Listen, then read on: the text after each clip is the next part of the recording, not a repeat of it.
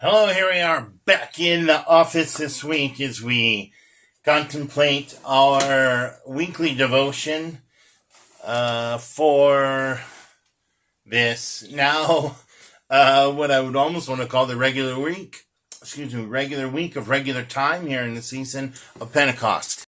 This is an exciting week, not only for us as we move forward in the month of June. I'm just trying to get comfortable there. As we move forward in the month of June, but so many things are happening with us in our lives, right? We're moving forward. I'm just looking at a note. And what's coming up, though, for us, we have Pentecost, the celebration. Everyone understands one another. The word is delivered. The disciples go out. It's the birthday of the church. Exciting. And then the next Sunday was Holy Trinity. What does the Trinity mean to us? What does it mean to God for us to come together as one, to be welcomed into that? And then we move into lessons. This coming Sunday, wonderful, wonderful lessons. The gospel, oh my goodness, so rich with things. Not only do you have the calling of Matthew, you have Jesus being questioned by the religious leaders. I'm just looking here real quick. Yeah, the Pharisees saying, why does he talk to tax collectors? Why is he doing these things that aren't, in a sense, normal? And you have them answering, have him answering, and then you have some healings happening. Lots of rich story and gospel in this coming week for this coming Sunday. But as we've been doing, we don't start with that. Overall our theme is, Christ is healing and talking and stirring the pot in a sense to show the gospel at work. But we go back and we look at instead a book that I just don't look at enough, and every time I read an excerpt from it or read part of it, I just think to myself, oh my goodness, this is such a rich book. The book of Hosea, however you want to say that. So we're looking at chapter 5:15 through chapter 6, verse 6, which will be our Old Testament reading this coming Sunday. And it goes like this. I will return again to my place until they acknowledge their guilt and seek my face. In their distress they will beg my favor. Come, let us return to the Lord, for it is he who has torn, and he will heal us. He has struck down, and he will bind us up. After 2 days he will revive us. On the 3rd day he will raise us up, that we may live before him. Let us press on to know the Lord. His appearing is as sure as the dawn. He will come to us like the showers, like the spring rains that water the earth. What shall I do with you, O Ephraim? What shall I do with you, O Judah? Your love is like a morning cloud, like the dew that goes away early. Therefore I have hewn them by the prophets. I have killed them by the words of my mouth, and my judgment goes forth as the light. For I desire steadfast love and not sacrifice, the knowledge of God rather than burnt offerings. As I'm reading this, I'm going to be completely honest with you. I'm blanking on the background of this book. This book of Hosea. Hosea is, must be one of the prophets. You know what? I was actually thinking of a different book, but this prophetic book these books can be so difficult because it's like, what is going on here? Because a lot of times, we read these and it's just all about judgment. It just seems that the prophets need to be there because the people of God are just constantly breaking the rules and ignoring God's guidance, and just all these horrible things are happening. And I mean, we read the Old Testament, and especially these books, and it's just back and forth, and empires are coming and taking over Israel and Judah and all these things, and they're taking people. It's just this tragic after tragic thing happening. But where do we hear a bit of grace in here? All these things have happened. We acknowledge our guilt. But in the midst of this, seek my face, right? In their distress, they will beg my favor. Now I would really want to look into the translation. They're begging my favor. I bet that translates more to, in their distress, they will see me and I will be there. All those contexts that can be hidden in these, other languages in this writing with a simple different ending, Let us return to the Lord. Look, he who has been torn, he will heal us. He that is, my thing has struck us down, he will bind us up. He will not bind us up like tie us up, right? But bind us together, weave us together, bring us back together. Not only one as in the one person, but one as all of us. Connections here, connections. After this sounds like resurrection. After 2 days, he will revive us. On the third day, he will raise us up, and we will live before him. Let us press on to know the Lord, right? His appearing is as sure as the dawn. God will never leave us. See, that's what's being interwoven in here, as we heard this last week. God will never leave us. This is the promise. This has been the promise since the beginning. This is an unbroken promise. Yeah. I like that. He will come to us like the showers, like the spring rains that water the earth. That's that renewal, right? Even though we're going into summer, think of the spring, what happens. For us here in Rochester, right?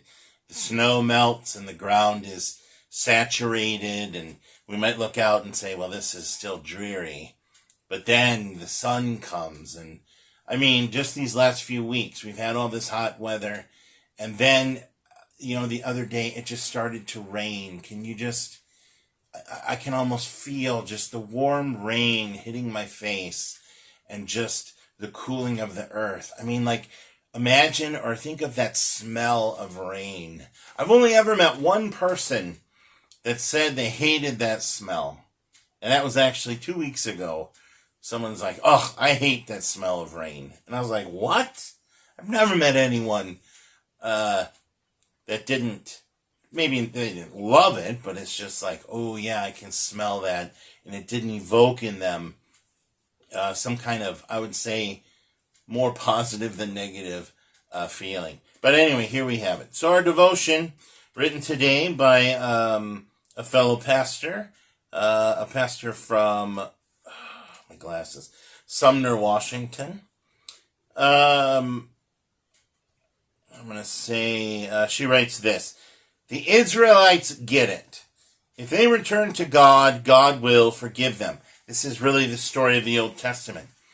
They are God's people. They're not really getting the results that they want from God.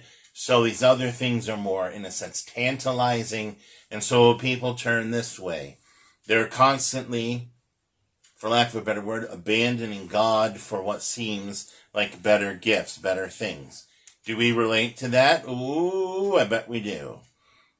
They get it. If they return to God, God will forgive them. This is part of what God promises to all of us. Yes. So why is it so hard? Ooh, good question. Why is it easier to turn away than to turn to God? Our human condition wants there to be some task, some deed, something we have to do to get on God's good side. Yes, this fellow pastor gets it, right?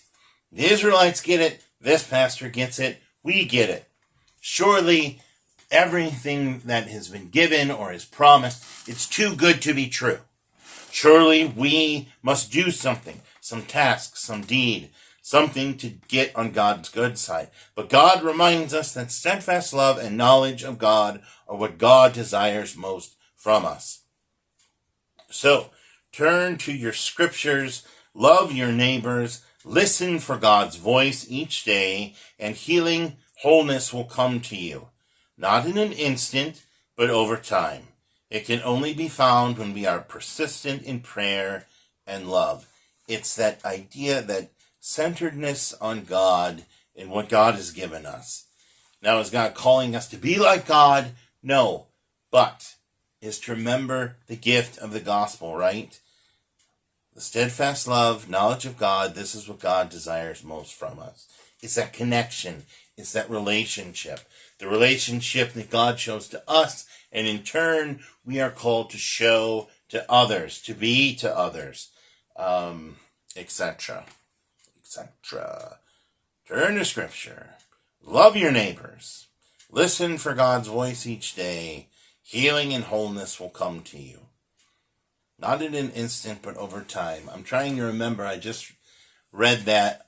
I read that, and there was there was an example that totally answers the